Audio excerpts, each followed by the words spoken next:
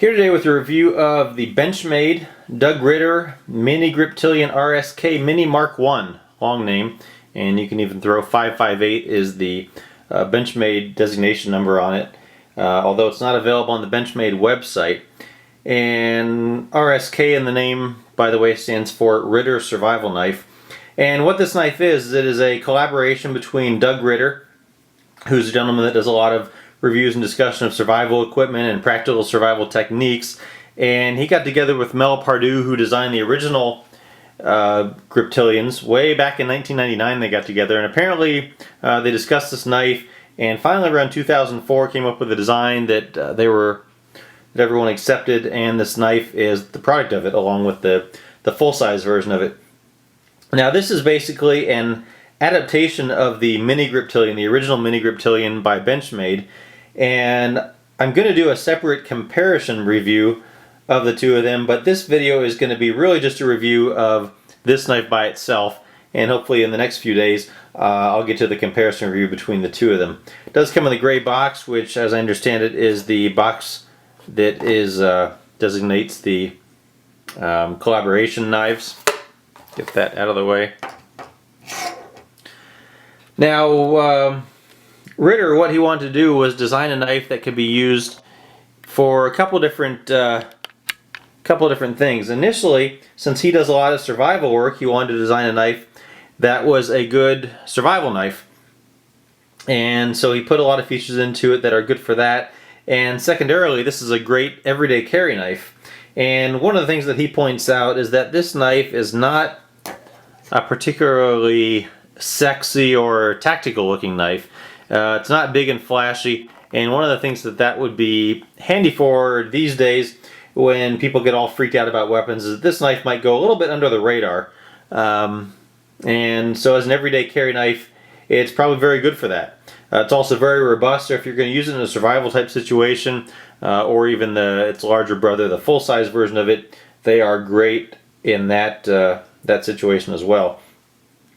It does come in a couple different versions. Oh, by the way, the size of it, like I said, this is basically the size of the mini-Griptilian. So closed, it is 3.87 inches. Open, 6.74 inches. The blade length is 2.88 inches. And the weight, nice light, 2.68 inches. Now, it comes in a couple different sizes and colors. Obviously the small and the full size, the mini and the full size. Different colors. It comes with the black handle with a black blade. Also comes in a yellow and pink handles. The full-size one I think also comes in orange, and I forget if there's another color for that. But the mini grip comes in black, yellow, and pink. The handle materials differ a little bit between the colors. The handle on the black version is a glass-filled Norol GTX. The yellow and pink are a little bit different. They are a Velox thermoplastic PBT.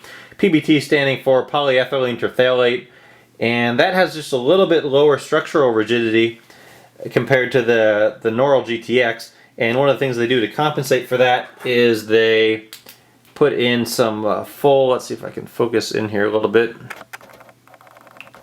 full steel liners, and shine a little bit of light in there so you can maybe see. The liners are not milled out like some of the other knives are to save weight, but this knife is already pretty light, so not a big deal with this knife. But that helps give it a little bit more strength with the handle, since at least of the other colors, since the Velox has a little bit lower structural rigidity. But basically it's the similar handle to most of the other FRN and those type of knives, similar type of feel to them. Looking at the construction, starting in the back here, on the side at least, it's not a flow-through design, which is fine. On the back, there's a lanyard hole. The pocket clip is kind of standard Benchmade pocket clip. This one is a Parkerized, oxidized steel. Parkerized is a process similar to bluing of metal, helps give it a little bit better corrosion resistance. One of the things about this clip, though, is that this clip is going to show a lot of wear.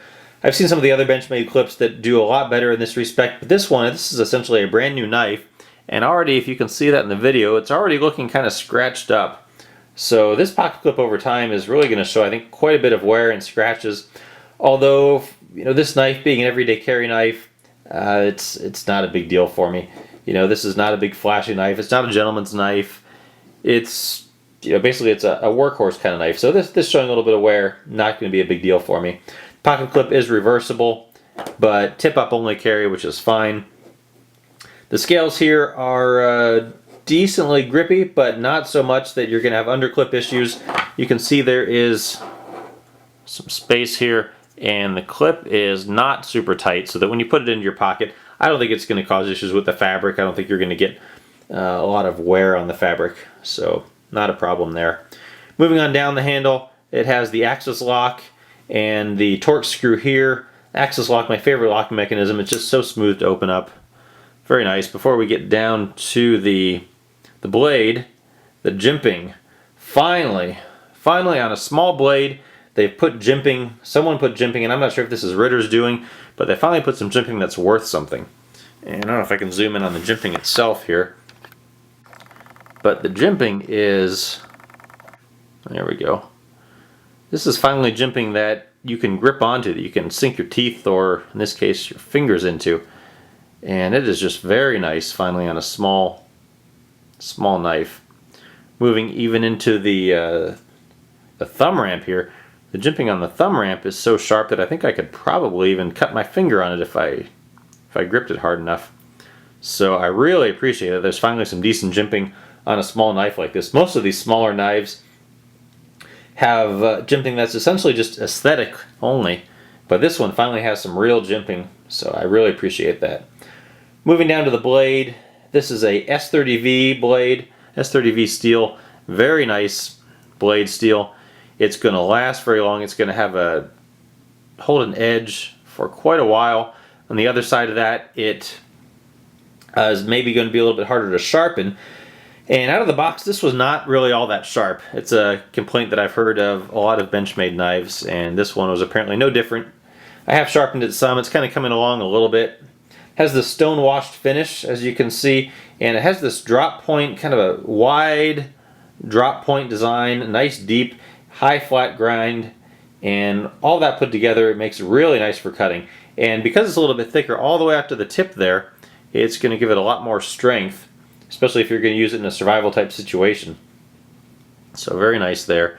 Here you can see the Doug Ritter logo and S30V here. Flipping it over, Benchmade logo and the 558. You can see there. And you can see the texture on the knife, or on the blade, is the stone wash finish. And one of the things that's going to be nice for is that it's really going to help, you know, not show a lot of wear like the black one would. That really gets scratched up from what I understand. I have a black blade, but so far so good with it. But really this is going to be very good for not showing a lot of scratches and things like that. So looking forward to, you know, especially a knife like this that's kind of a workhorse type knife, it's perfect for that. So very nice there. Appreciate that. Appreciate all the stuff about the blade. Appreciate the jimping. So Ritter obviously put a lot of thought into that. The ergonomics of the knife overall, let me zoom back out some. People talk about how many fingers you can get onto the knife. I have kind of medium-sized hands, and I can get you know, pretty much all 4 fingers on it, and it fits very well, especially for a small blade, for a small knife. It fits very well in your hand. So appreciate that. I think it's going to be a very durable knife over time. You know, these handles I think are going to last essentially forever. The S30V blade is really going to hold up very well. It's not going to show scratches. So I think this is going to be a really tough knife to use over time as an everyday carry knife, or even as a survival knife. So it's great there.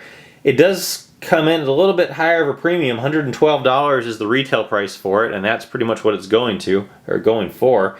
It is more expensive than the regular Griptilians, but you know, a portion of the proceeds from this knife, from all the sales of this, does go to the nonprofit organization Equipped to Survive Foundation, and I think a portion of the proceeds from the pink blade, the pink knife of this, pink version, go to support breast cancer. So it's a nice thing they're doing there. a little extra contribution for that.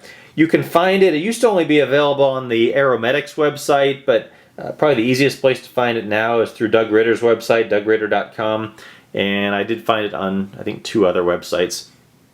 So pay a little bit of premium for it, but the thought has really, a lot of the thought has really gone into this knife, and it really is a high quality knife that I think is going to last for a long time. So check them out. They're a great knife. Thanks for watching.